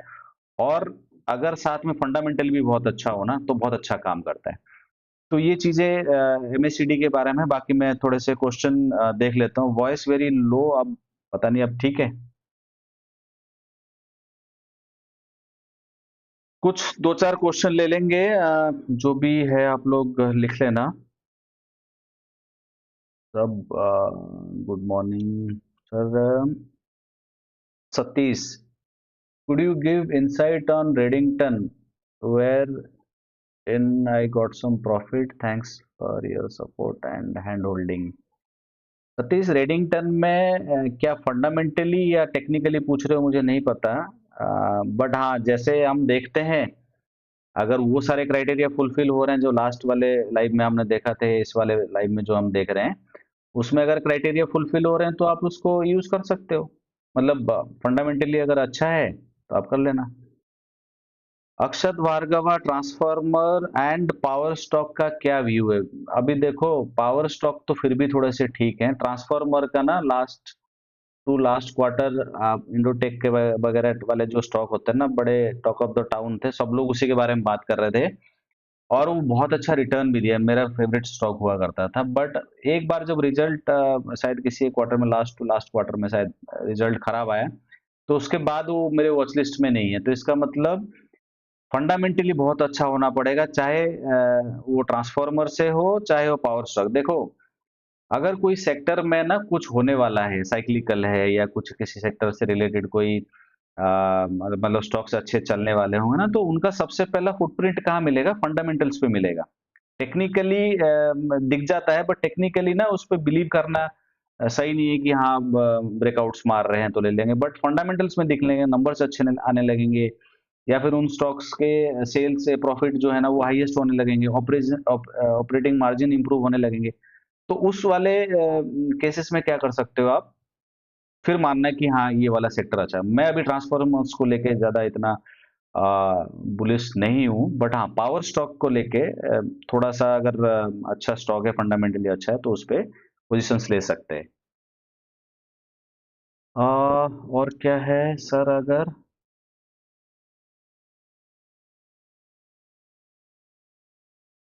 एक सेकेंड,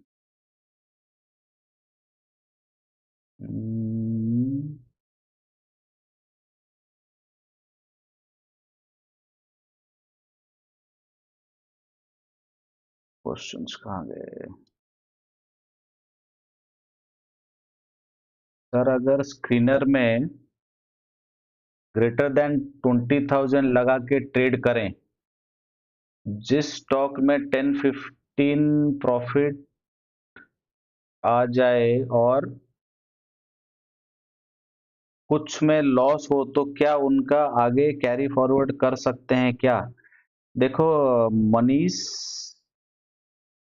मनीष राज मीणा, इनका ये सवाल है कि मान लो 20,000 के, पहला सवाल तो है कि 20,000 के ऊपर ट्रेड करना है नहीं करना है। अगर मार्केट कैप आपको लगता है ना कि 20,000 के ऊपर जो है आपको स्टॉक्स अच्छे मिल रहे हैं, तो रेंज को आप चेंज कर सकते हो।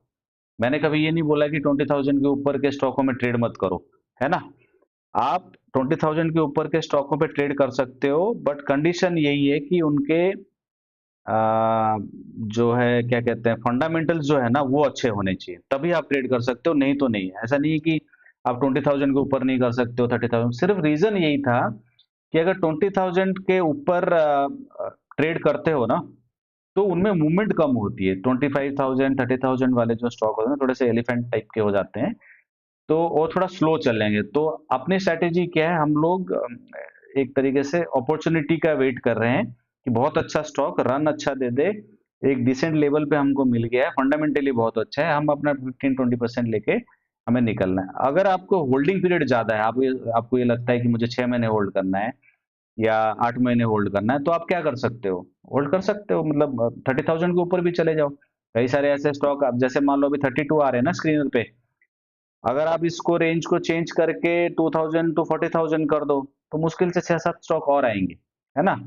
तो उन 6-7 स्टॉकों में अगर आपको फंडामेंटली अच्छा दिख रहा है तो उस पे भी कर सकते हैं। ऐसा कोई क्राइटेरिया नहीं है कि 20,000 के ऊपर नहीं कर सकते। मेरा ये इसलिए था कि मैं ये जो स्ट्रेटेजी है मैं जो यूज करता हूँ वो मिड कैप स्पेसिफिक है। तो मिड कैप स्पेसिफिक स्टॉक तभी वो चलते हैं जब 20,000 के नीचे नीचे के आसपास हो। नमस्कार दिवाकर राउत। अनुराग बायोकॉन सर देख लो। ज्योति रंजन होता। देखो मैं वैसे तो स्टॉक स्पेसिफिक तो नहीं बताऊंगा। मैं एक देख लेता हूँ, क्या नाम लिखा है आपने, अनुरस, स्क्रीनर पे देख लेते हैं कि क्या है क्या नहीं है। बायोकॉन मुझे वैसे ही फार्मा वगैरह के स्टॉक में इतना कुछ है नहीं, क्योंकि स्लो रनर होते हैं वो। अनुरस देख लेते हैं क्या है ये।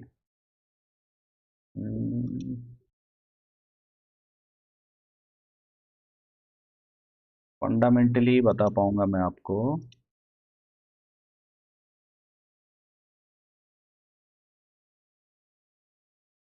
अनुरस, अनुपम रासायन ही होगा। ओके, तो इसमें देख लेते हैं 14,000 करोड़ का मार्केट कैप, और स्किनर पे क्यों नहीं आया होगा वो भी इसको चेक कर लेना। अगर बहुत अच्छा होगा तो स्किनर पे तो आना चाहिए इसको।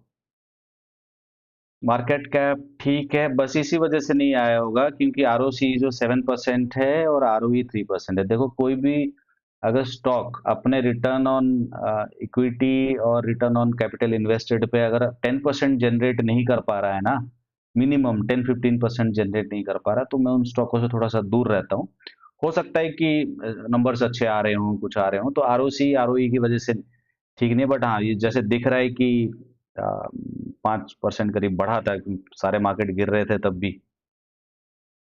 उसके बाद मैक्स पे आके देख लो, टेक्निकली प्रीवियस हाई वगैरह ब्रेक कर रहा है तो ठीक है।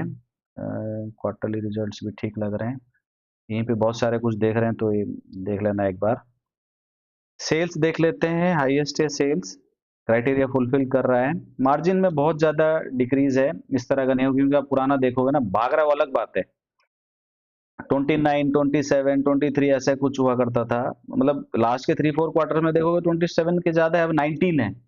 तो इस तरह के मार्जिन में जब ड्रास्टिक चेंज होते हैं ना, तो या तो तुम डिटेल में जाके पढ़ के देखो कुछ पॉलिसी चेंज या किसी की वजह से जो है चेंज हो गया, तब तो उसको एक्सेप्ट कर सकते हैं। बट 26 से 19 होना तो अपनी स्ट्रेटेजी के हिसाब से नहीं है, तो यही रीजन है मे भी नहीं आया होगा। सेल्स के टर्म्स में ठीक है, हाईएस्ट है, हाईएस्ट तो नहीं है, तो ये भी तो ये इसलिए क्राइटेरिया फुल। देखो हमने स्क्रीनर बनाया है किसी लिए, इसी वजह से ये भाग रहा है, तो इसके पीछे पीछे मत पड़ोगे। अब क्या कहते हैं, नंबर्स अच्छे हैं, कभी कभार टेक्निकली भी हो जाता है। तो अपने क्राइटेरिया तो फुलफिल नहीं कर रहे हैं, क्योंकि आरओसी आरओई ठीक नहीं है, बहुत कम है, और दूसरा एनुअल रिजल्ट्स ठीक नहीं है, इसी वजह से नहीं हो। क्योंकि एनुअल पे भी देखोगे ना, ये क्या है, एनुअल रिजल्ट है। हाँ, एनुअल पे देखोगे ना तो पहले भी ना, कहाँ गया ये रहा, 217 हुआ करता था पहले, 160 167 है, तो इसलिए नहीं है क्राइटेरिया में। बट हाँ, अगर टेक्निकली आपको लगता है ठीक, तो आप इसमें देख सकते हो। ओके, स्टॉक स्पेसिफिक थोड़ा कम करना सवाल।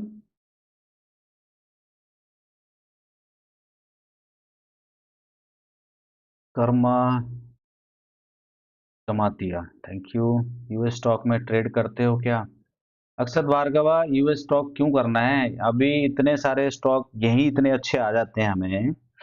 जिस कंपनी को तुम समझते नहीं हो तो उसमें क्यों ट्रेड करना है ना? और दूसरा, अगर यहाँ स्टॉक नहीं मिलते या स्क्रीनर पे नहीं आते तो शायद हमें करना चाहिए, बट जब इधर ही इतने अच्छे स्टॉक मिल जाते हैं तो हमें क्यों करना है यूएस स्टॉक का? तो अपने पास है ना स्टॉक, हर क्वार्टर में मिल जाते हैं। अब देखो इस क्वार्टर में बिल्कुल नए नए स्टॉक हैं, एक दो पुरानों को छोड़ के। तो हर क्वार्टर में आपको अच्छे अच्छे स्टॉक मिलते रहेंगे 8-10, तो इसी पे करो। तो यूएस स्टॉक मतलब मैं नहीं करता, आप अगर इंटरेस्टेड हो तो कर सकते हो। यूएस में ना एक इंडेक्स हुआ करता था,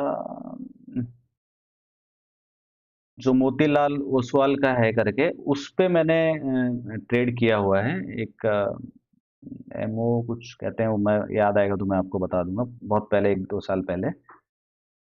उसके बाद तो नहीं किया है। Sir ji, how you define research framework, what things to look look suppose sales बढ़ा, उसके साथ एक्सपेंसेस और डेप्रिसिएशन बढ़ा तो क्या आप लुकआउट करोगे? देखो, डेटा रनर, इनका ये कहना है कि मान लो सेल्स बढ़ गया, साथ में एक्सपेंसेस बढ़ गया, है ना? अब मान लो सेल्स बढ़ा 20%, एक्सपेंसेस बढ़ गया 40%, तो ऑब्वियसली प्रॉफिट तो नहीं आएगा, है ना? तो फिर वो अच्छा स्टॉक, इसलिए तो मैं कहता हूँ कि सेल्स ग्रोथ भी 15% से ज्यादा होना चाहिए, 10-15% से। प्रॉफिट ग्रोथ भी 10-15% से ज्यादा होना चाहिए। मतलब सेल्स और प्रॉफिट जो है ना आपस में मैरी करना चाहिए।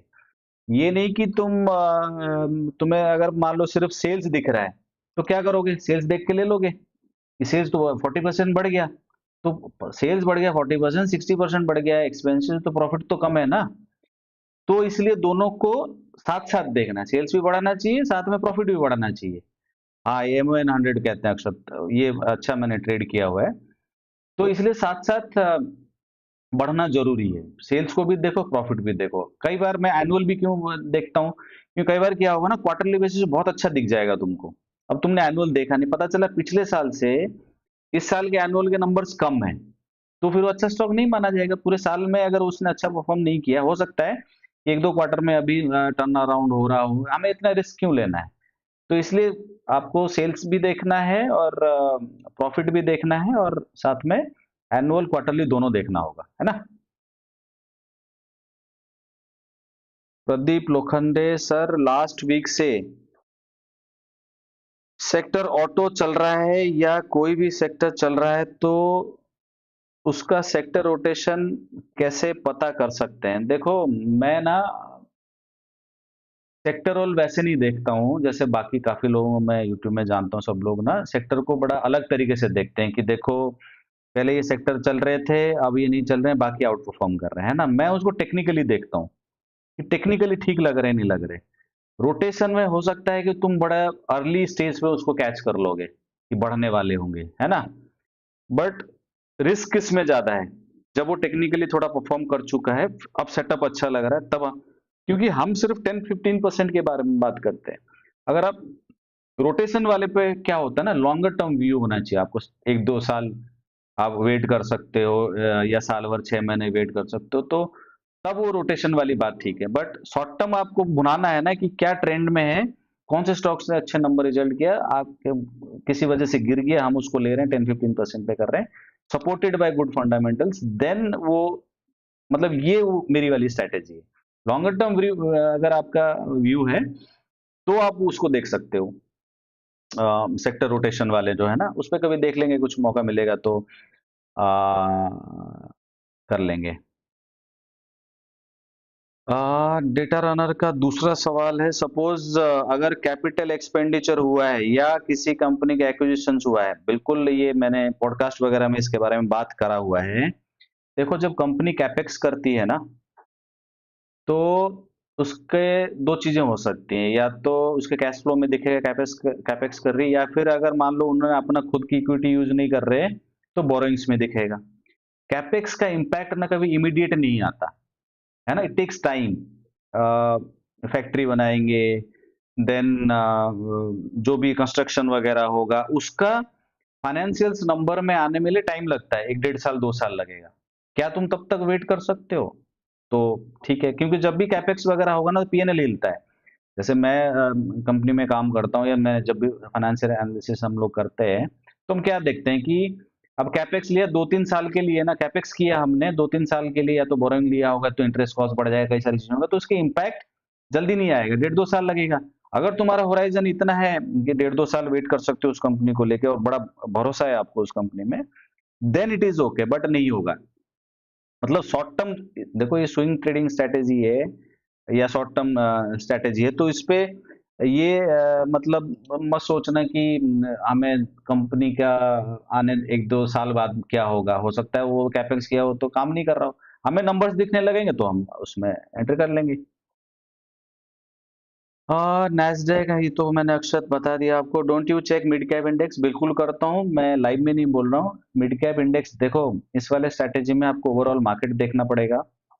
मिड कैप 100 भी देख लिया करो और 50 भी देख लिया करो, दोनों देखना है।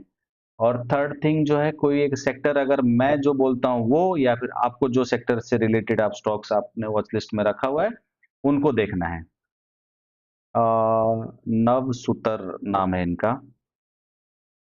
ज्योति रंजन होता है, थैंक यू सर। मेरा सवाल ये है आपसे, स्क्रीनर सीखकर बहुत कुछ सीखता हूँ सर, मेरे 9 मंथ हुआ है सर स्विंग ट्रेडिंग करके, अभी मैं सर प्रॉफिटेबल हूँ।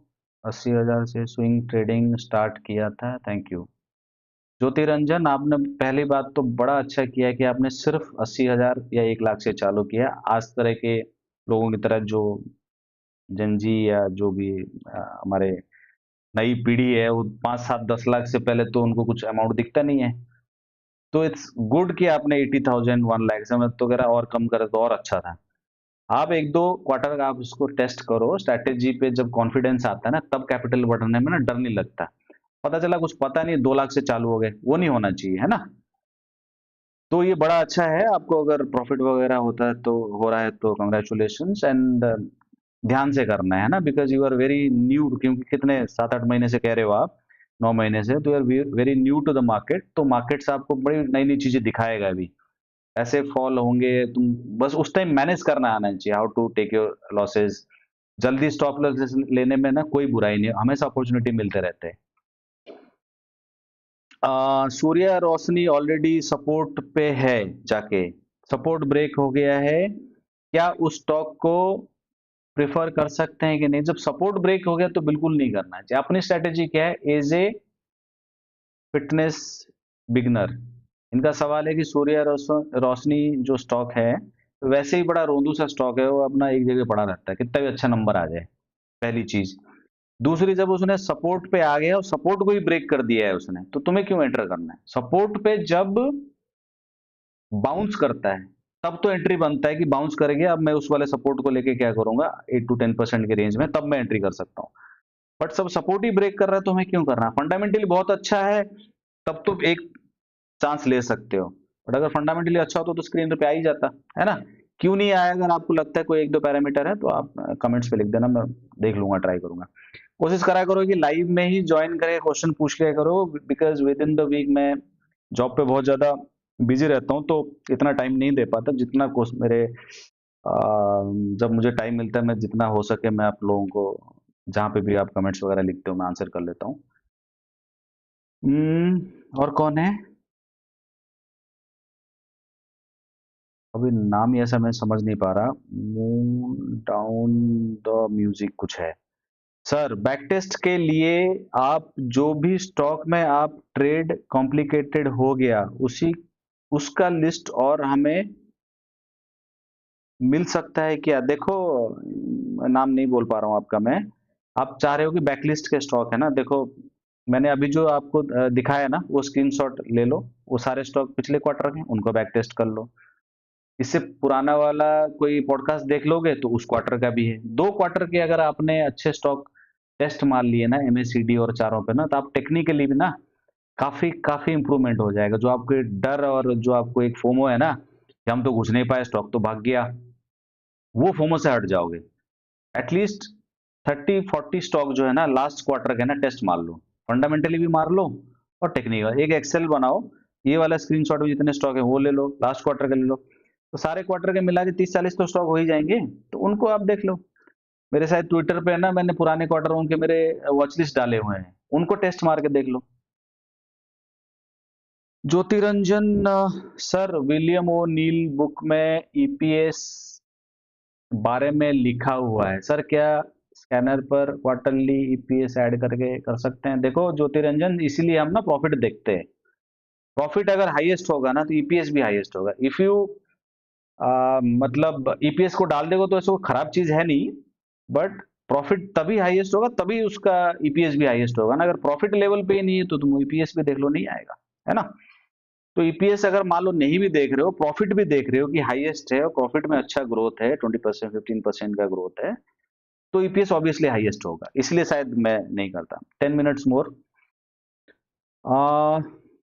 Data runner, what I summarize it, announcement or guidance will impact on the longer time frame. Very good, बढ़िया समझा आपने। For short term, we have to look for the impact of the previous guidance. Yes. अब मान लो 2 साल पहले capex करा था, अब वो रिजल्ट में आना चालू हो गया है, तुम उसको वहां पे लेना है तुमको, और अपना 10-15% लेके निकल जाना है। हमें किसी कंपनी से शादी नहीं करनी है। मैंने 2 क्वार्टर पहले जिन कंपनी से शादी करी थी, वो नहीं है अब मेरे पास ना, अलग अलग कंपनीज हैं। तो इसलिए स्टॉक को लो, स्टॉक को ना एज ए टिकर मान के चलो। कितनी भी कहानी चल रही हो, प्रमोटर आगे कुछ भी बोल रहा है ना, हमें नहीं मतलब है। नंबर्स दिखेंगे, टेक्निकली अच्छे दिखेगा तो हम उसको, स्ट्रैटेजी जो हमारी है उस पर अगर बैठता है तभी हम उसको करेंगे, अदरवाइज हम नहीं करेंगे। वारोक इंजन अब देखने के लिए मत बोलो यार, देख लेना तुम। वारोक इंजन देख ही लेता हूँ, VARROK। स्टॉक स्पेसिफिक जितना मना करो तब भी पूछते हो आप लोग। VARROK।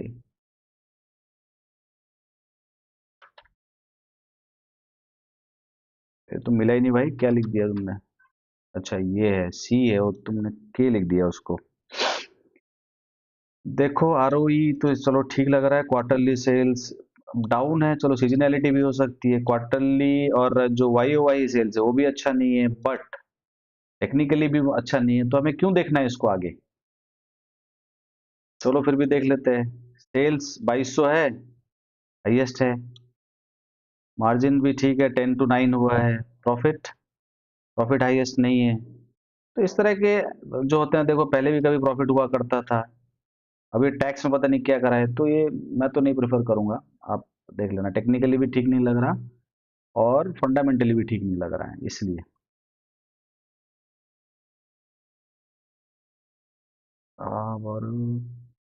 इंजन प्लीज, मैंने देख लिया रवि मकवाना, ठीक नहीं लग रहा फंडामेंटली भी और टेक्निकली भी ठीक नहीं लग रहा। अब है स्टडी पॉइंट, फिर तुमने कुछ कंपनी के बारे में ही पूछ लिया। एजिलिटी देख लेना यार, जैसे मैं ऐसे देख रहा हूँ ना, इसी तरीके से देख लेना। स्टिल मैं इसको आपको कमेंट में ना इसके बारे में देख के बता दूंगा। देखो कोई रीजन है जो, अब हमने बेसिक सी चीजें डाली है कि सेल्स इतना परसेंट ग्रोथ होना चाहिए, प्रॉफिट इतना होना चाहिए, डेट वगैरह ज्यादा नहीं होना चाहिए, जो आप स्क्रीनर पे देखते हो ना, जो चीजें डली हुई हैं, वो अगर फुलफिल कर रहे होंगे तो ऑब्वियसली आ जाएंगे ना स्क्रीनर पे। अगर आपने लेके बैठे हो पहले, स्क्रीनर आप यूज करने से पहले, तो जब रिजल्ट आएगा ना, इसी तरीके से देख लेना। अगर ठीक लग रहा है तो हम उसको लेंगे, नहीं तो नहीं लेंगे, ठीक है। यही है।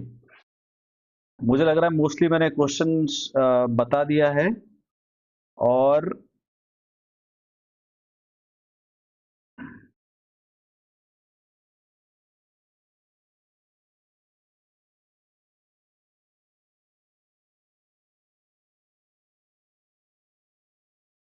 अब सैजिलिटी में देखूं नहीं देखूं, ये 1 मिनट देख ही लेता हूँ, मानोगे नहीं तुम।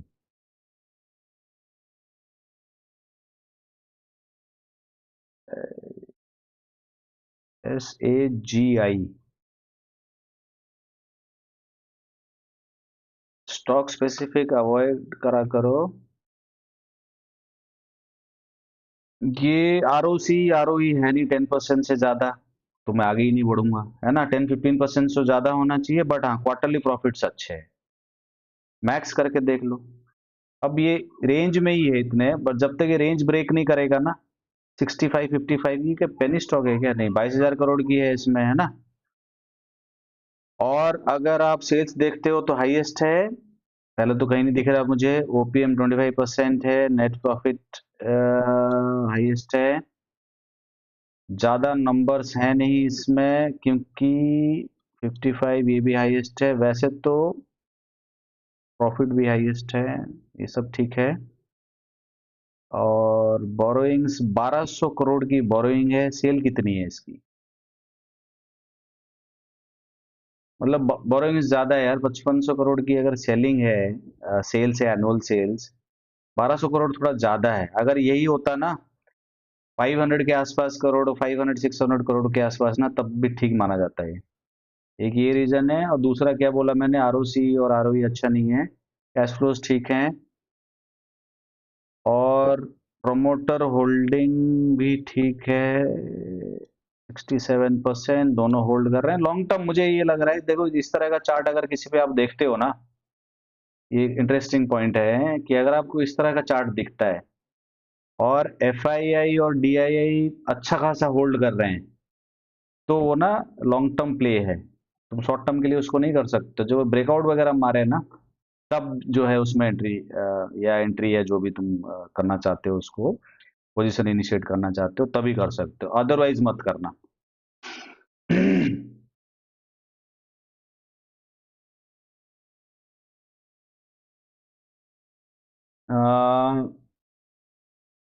एनालिसिस ये दिवाकर राउत बोल रहे हो, कौन से साइट से कर रहे हैं? उन्होंने उड़िया में पूछा है कि कौन से साइट में एनालिसिस कर रहे हैं।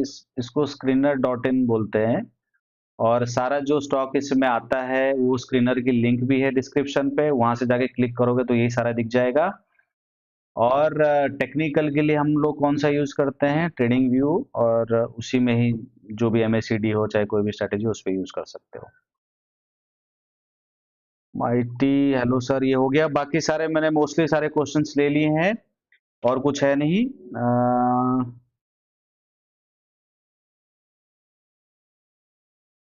ठीक है, बाकी अगर किसी का कोई क्वेश्चंस बचते हैं तो आप इसमें कमेंट्स में लिख देना, मैं आई ट्राई टू आंसर। थोड़ा सा बिटवीन द वीक जो है थोड़े जॉब में मैं ऑक्यूपाइड रहता हूँ, तो मैं सबका ज़्यादा से अच्छा आंसर मतलब सबको आंसर नहीं कर पाता हूँ, उसके लिए सॉरी फॉर दैट। बट कोशिश करूंगा कि जितना हो सके मैं रिप्लाई कर लूँ। इसलिए मैं कहता हूँ लाइव में आते हो, यहाँ पूछते हो ना, तो मैं इसीलिए पूरा 1-2 घंटा रखता हूँ, तो जो भी आंसर वगैरह होगा हम कर सकते हैं, है ना। तो यही फिर आज और ज़्यादा क्वेश्चन है नहीं। फिर हम नेक्स्ट वीक में मिलेंगे सेम टाइम, और ये सैटरडे 11 अभी करेंगे हम कंटिन्यूस, क्योंकि मैं कवर करना चाह रहा हूँ एक सुपर ट्रेंड कवर करना करेंगे नेक्स्ट वाले, उसमें सुपर ट्रेंड को कैसे हम यूज कर सकते हैं। दूसरा जो तीनों अपने जो पॉडकास्ट वगैरह में मैंने बताया हुआ है, जो तीनों स्ट्रेटेजी ये में और प्रीवियस आई वाले, उनको भी एक एक लाइव में लेंगे, वही पुराने स्टॉकों को लेके, है ना। आप लोग भी बैक टेस्ट करो, बिना बैक टेस्ट करे जो है कुछ मत करा करो, तभी जाके कुछ मतलब अच्छे ट्रेड्स मिलेंगे। किसी के भी बातों बातों पे मत आया करो, ठीक है। इतना ही आज के लिए। Thank you so much for joining. मिलेंगे हम लोग next week Saturday 11। Thank you.